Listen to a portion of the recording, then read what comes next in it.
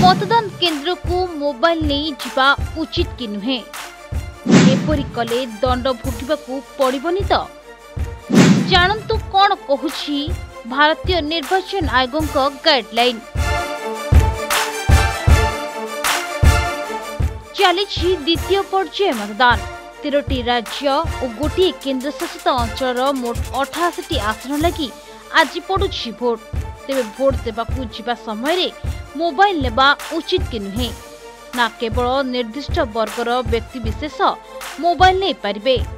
यदि आपण को मनरे एभली किछि प्रश्न आसुछि तेबे आज आमे आपण को एहार द्वंद्व को दूर करिबु। एने भारतीय निर्वाचन आयोग गाइडलाइन कौन कहूछि आसंतु जानिबा। भारतीय निर्वाचन आयोग गाइडलाइन अनुसार मतदान केन्द्र को मोबाइल नेबाकू बारण कर दैछि। निर्वाचन प्रक्रिया रे स्वच्छता बजाय रखिबा लगी एपरी निष्पत्ति निया दैछि। पोलिंग स्टेशन भितर को मोबाइल नहीं जिबाकू मतदाता को दृढ़ भावे बारण कर दैछि।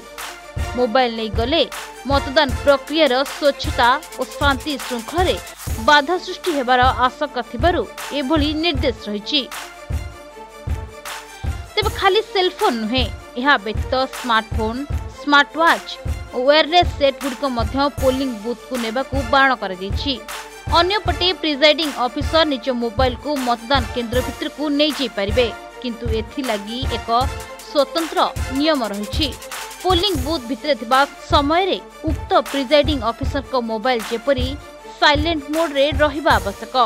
जदि कोनोसी मतदाता भूल बसत निज मोबाइल को नहीं पोलिंग बूथ रे पहुंचंती तेबे भोट देबा पूर्व से माने निज दायित्व रे निज मोबाइल रखिबे, कारण भोट देबा समय रे मोबाइल सहित तांको पोलिंग बूथ भितर को प्रवेश लगी अनुमति रहिबा नाही।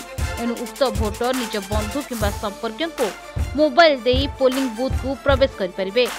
तेबे 2024 साधारण निर्वाचन मोट 7टी पर्याय रे अनुष्ठित होउछि।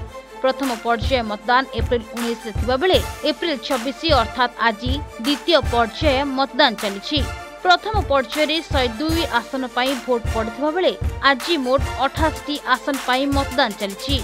एहिपरि भाबे 7टी पर्याय शेष हेबा परे जून 4 रे भोट गणति हेबो।